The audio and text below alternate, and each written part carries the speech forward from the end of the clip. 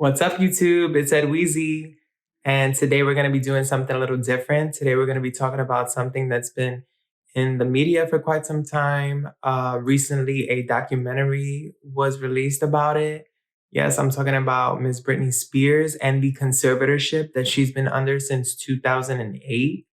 Now, I know that seems like a lot. It is, and it's crazy that someone as talented as her, someone who has had a Las Vegas residency within the past few years, could be going through this. Like, it really makes no sense. But we're just gonna dive in. We're gonna kind of review the documentary a little bit, and we're gonna just jump into the Britney Spears Free Britney movement and give our opinions about it. So let's just jump right in.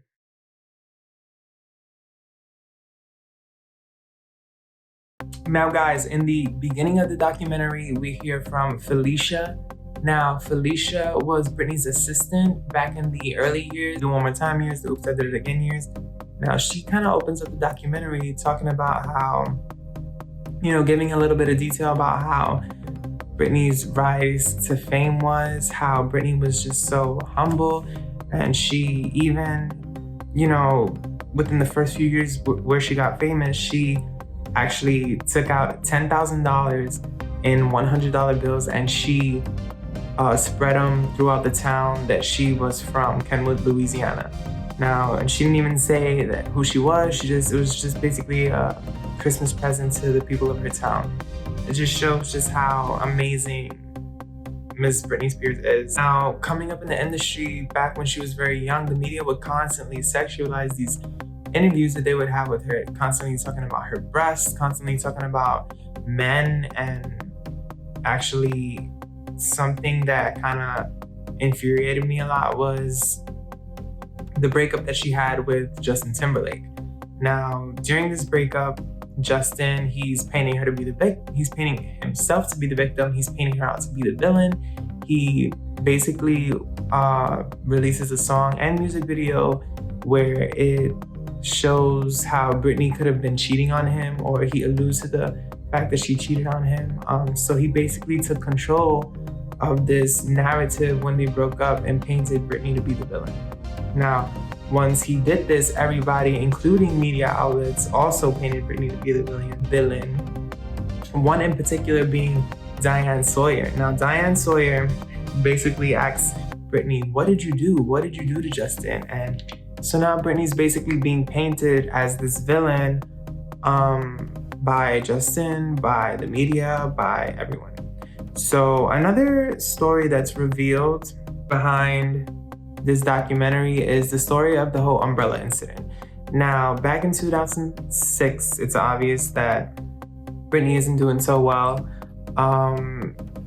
Now, back then, it looked to us like she could have maybe had a mental issue, but keep in mind, we're not looking at this now from how the documentary is describing it, how the paparazzi and all of this media coverage could lead someone to potentially act like they're losing their mind, when in reality, she was just being brutally followed and stalked by the media and photographers, and she didn't know who to trust. So she shaves her head, and one of the things that she did say when she shaved her head was how she just didn't want to be touched anymore. And you could imagine being so young, growing up in the industry, you're surrounded by so many people that you probably don't think you can trust, and she probably just had it, and this was her way of rebelling. So I know there's a lot of laws that are placed in definitely California where the paparazzi aren't allowed to stalk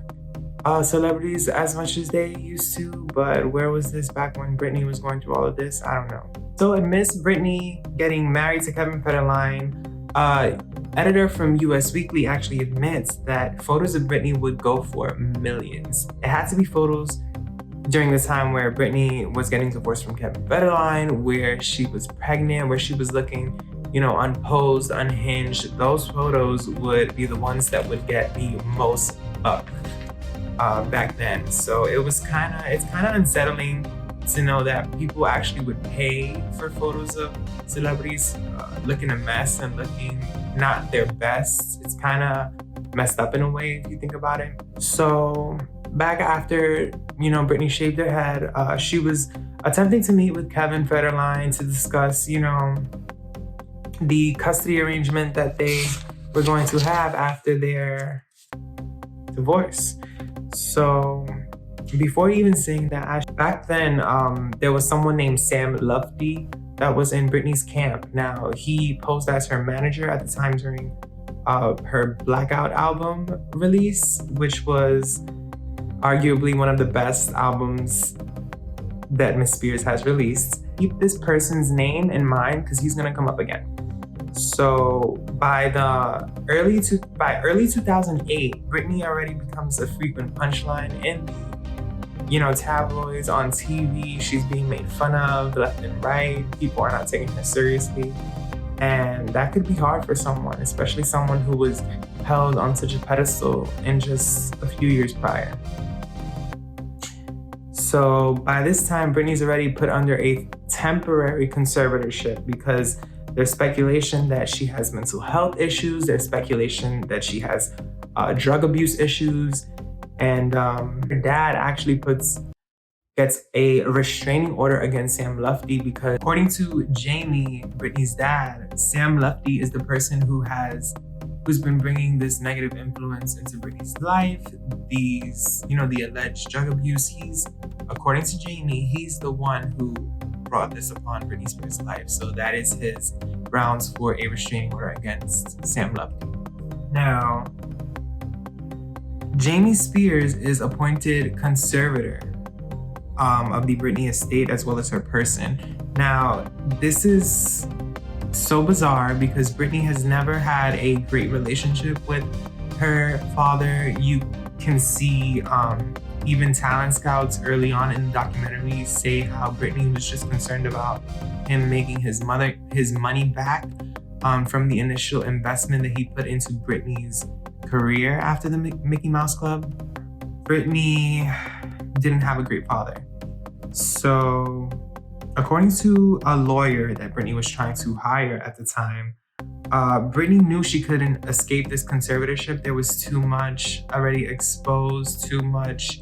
This image of Britney was already painted. She knew there was no way of getting out of the conservatorship. The one thing that she did not want was that her father be her conservator. That was the one thing that she asked. Now, in October 28th, 2008, the conservatorship is made permanent with her father as the conservator.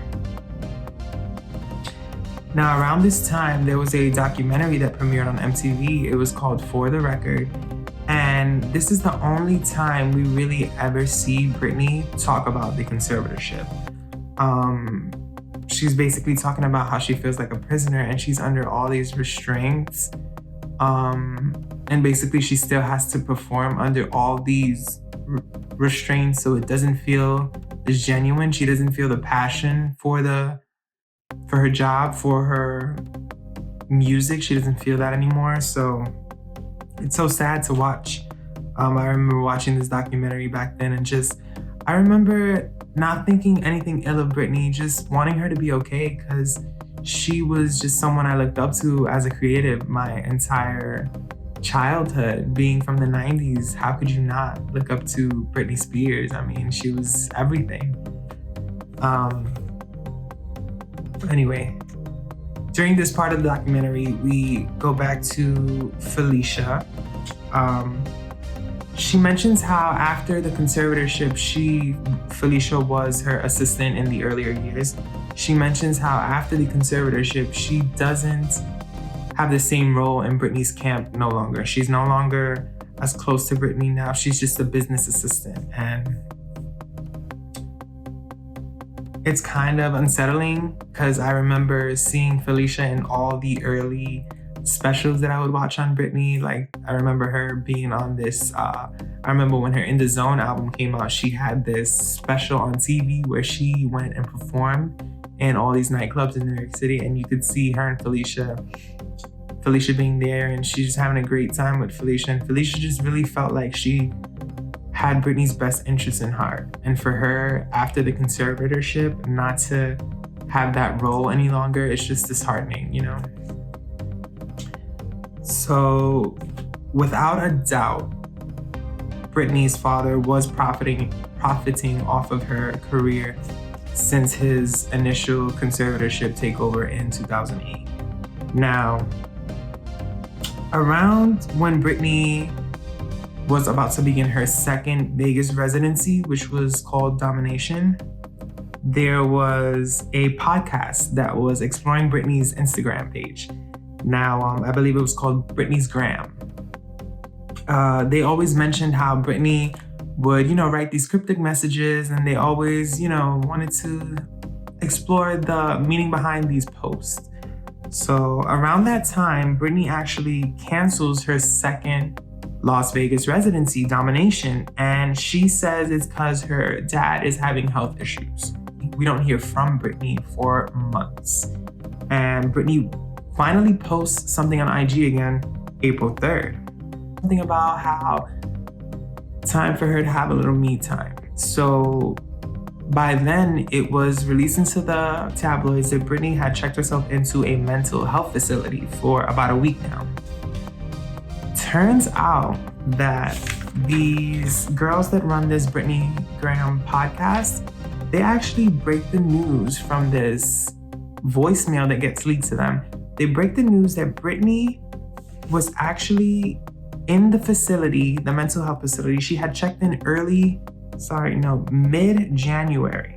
So she had already been there for, I guess, 2.5 months by now. This was April 3rd when she posted again on her Instagram after canceling Domination residency on January 4th. So that's basically 3 months that Britney had been in this mental health facility. Obviously against her will. I'll say allegedly. Jamie, of course, says that the Free Britney movement is a conspiracy and that he has his daughter's best interest at heart. Keep in mind, Jamie also has a restraining order filed against him by Kevin Federline because there was an incident that happened between one of Britney's sons and Jamie Spears, which is Britney's father. And because of that, Kevin Federline had a restraining order put against Jamie. So we already see that this man is unhinged. We already see that this man is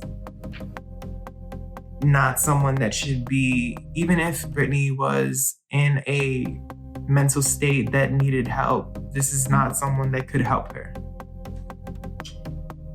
By August 2020, Britney is finally making it public that she wants changes in her conservatorship. She appreciates what the fans have been doing for her and all the awareness that they're bringing to her case. She supports the Free Britney movement, and there's a court hearing on November 10th, 2020. Britney makes it clear in the court date that she is afraid of her father. She is refusing to work until he is not in charge of her anymore. But unfortunately, the judge does not suspend Jamie on this date, but he does, however, allow Britney to bring in a co-conservator of her choice, which is a bank. Now, guys, I know a lot of this information was a little unsettling, especially if you're a big fan of Britney like I am. I say just bring awareness to people in what's happening to her. I'm positive that she'll get out of this one day and keep making music and keep performing and doing what we know her and love her for. And if you like the New York Times documentary, there is a documentary by Deep Dive that goes even deeper than what you saw on the New York Times documentary. So definitely check that out if you want to learn more. And just support the Free Britney movement wherever you see #Free Britney, like it, share it. And yeah, check out my videos if you haven't already. I make videos about music releases and top picks, my top music release picks of the week. So definitely give that a look. Like and subscribe to my channel. And thank you so much for joining me today, guys. I had a lot of fun doing this. Let me know in the comments if you enjoyed this video. Thank you so much, guys. Have a good one.